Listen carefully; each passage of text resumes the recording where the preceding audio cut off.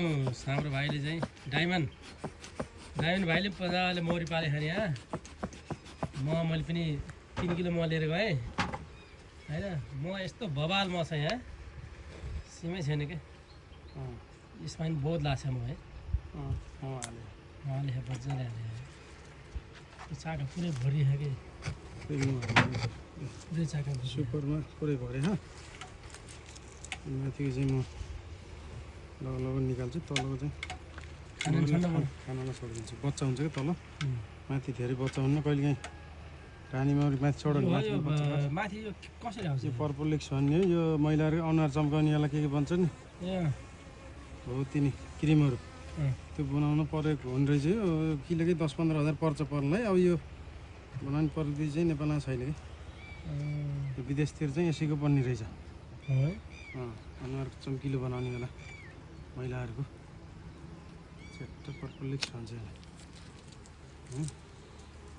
यसबाट मोइन पनि भन्छ। मोइन त तल हुन्छ, तपाईँलाई म यहाँ देखाइदिन्छु। अब म हेर्नुहोस्,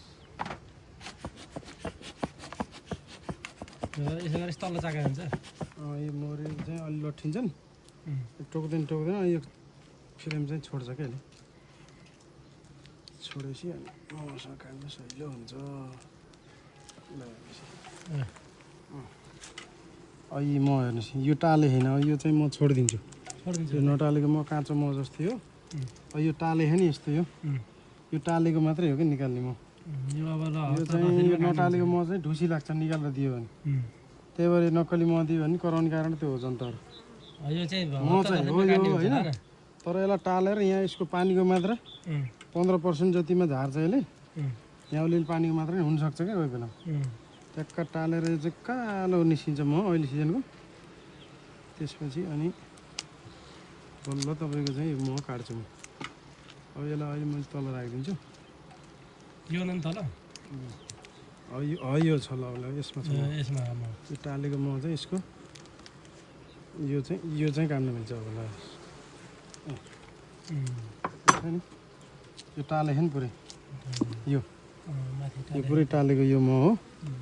यो भए चाहिँ अब काट्न मिल्छ कि। धेरै धुवा पनि हान्न हुने, बच्चा भएको भए जस्तै यसमा बच्चा छैन। बच्चा भएको भने नि बच्चा चाहिँ मर्ने सम्भावना हुन्छ, झर्काउन चाहिँ हुन्न त्यसलाई।